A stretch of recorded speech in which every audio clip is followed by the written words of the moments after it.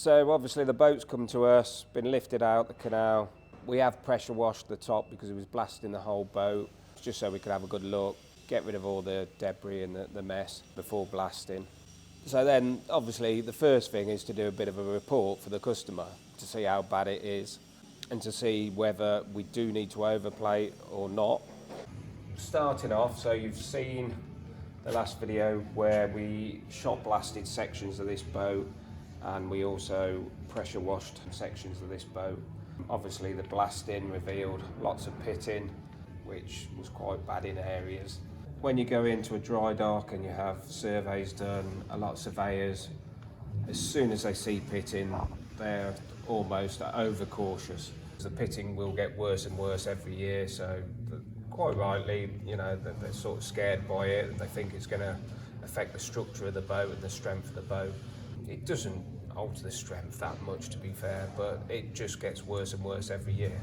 Especially with just putting more and more bitumen paint on, you're not really dealing with a problem. International used to say to us they want 400 microns of paint to form a waterproof barrier.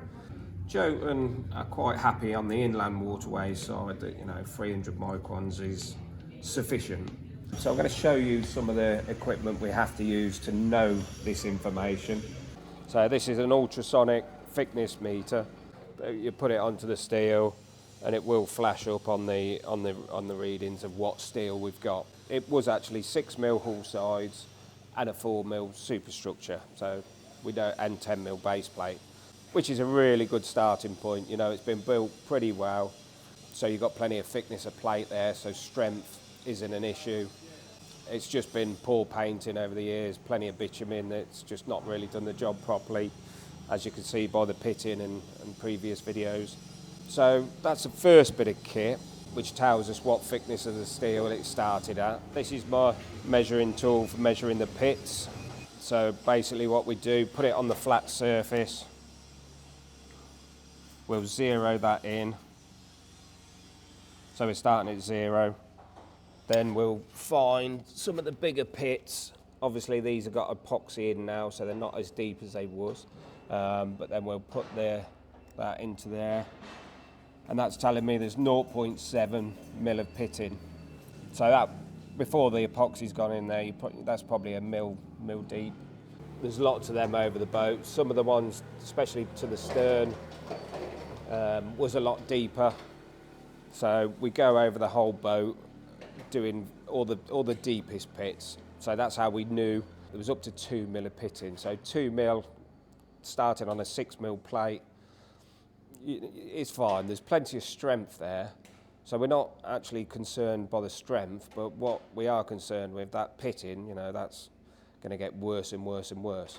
You know, 2mm now, probably next year 3mm on 6mm steel, then you're possibly looking at overplating. All surveyors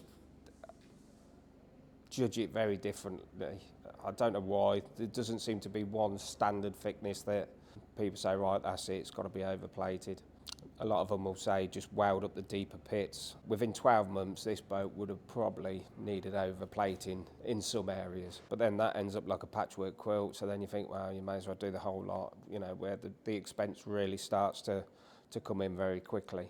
So we caught this just in time, really. We've literally put, I think there's about 7 or 8 coats of paint gone on it in the end, just to make it right. And that should last now 5 or 6 years quite easily. Once we've put the epoxy on, obviously, you know, a lot of people, well, how do you know how much paint's on there? So we have 2 different ones. I think I've been through the wet film thickness gauge in an earlier video, so I'm not going to really go back to that because we've already done that. But when it's all hardened off and dried, we hope that from the wet film thickness gauge, we've got a rough idea of how much epoxy we've got on there. 6-7 coats of paint, I would be expecting over the, like I said, to do a full waterproof barrier, I want about 400 microns. But with the extra coats again, I would say it's probably going to be a bit higher than that. And then where I know the pitting was very bad in certain areas, I've put an extra 2 or 3 coats on during the process. So you will get some readings probably a lot higher than that. So this is a DFT reading, so the dry film thickness. And the good thing about this model is that, you know, we can put this into the laptop as well, and all the readings then will come up on the laptop, so we could give a customer the final report as well, so how much paint in which areas, give you an average reading, which is ever so good. So let's have a look what we got. So that's one area, 413 microns, which is over the waterproof barrier. 494, 615. Like I say, that's going under the waterline now. So what I did do, I put a lot more paint on, obviously under the waterline than above the waterline. Probably got higher readings under, yeah, 602, 645, 495, 496, 551, 544. So yeah, all the readings are coming well above the 400, which is what I'd like on there. But like I say, we've put extra coats on. So if we go to the back of this boat, the stern, where I know there was some really bad pitting, I'm sure some of these readings will be quite a bit higher. Yeah, so 728 microns of paint. Let's see what we've got on microns on the superstructure. So 193, 225, 221,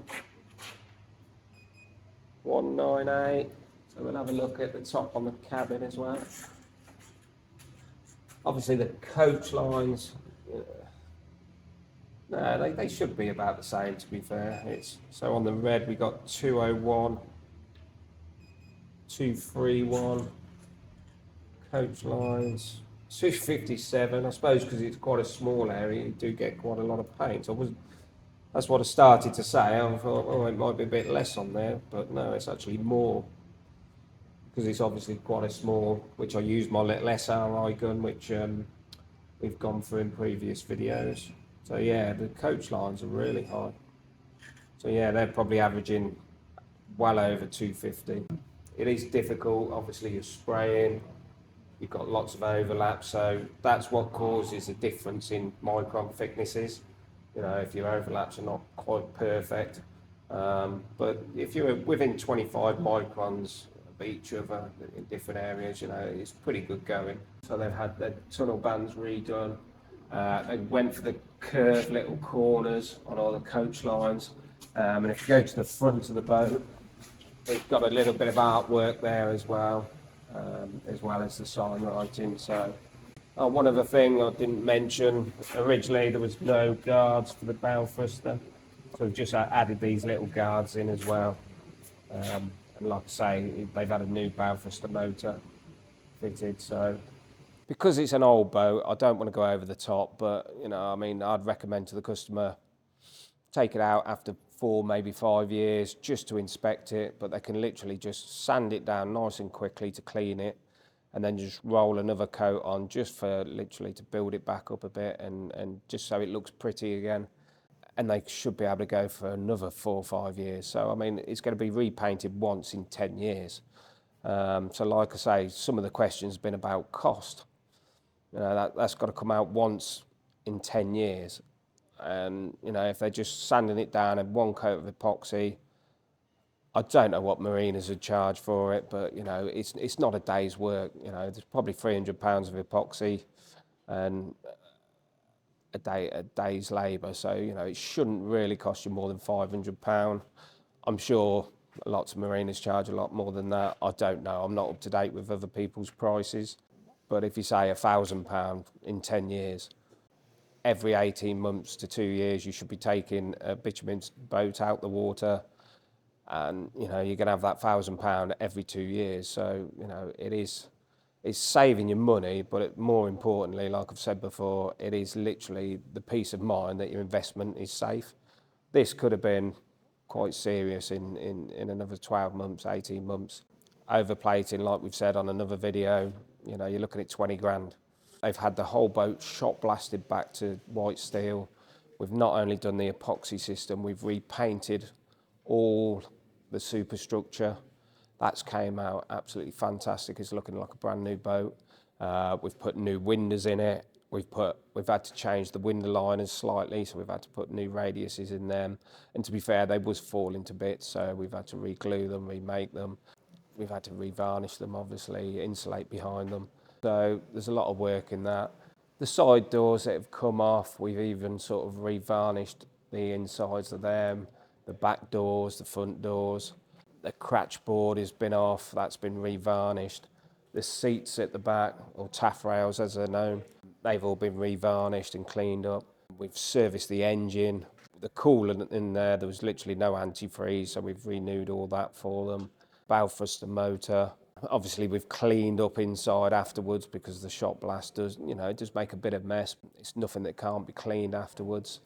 12 months, 18 months down the line, no word of a lie, they would have been paying £20,000 just to get the hull replated. Then we'd still have to shot blast, then we'd still have to paint.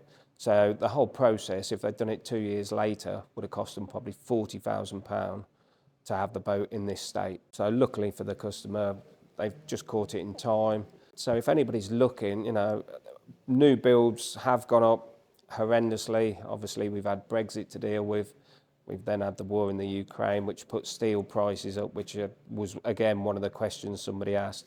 So steel prices have gone up through the roof in the last sort of 3 years, as is paint, and everything's gone up. So new build prices have gone much higher. So if you've got a boat that, you love the inside, it's been your home, or it's been, your holiday home, maybe your kids are grown up and you're quite taken by the boat, look at it.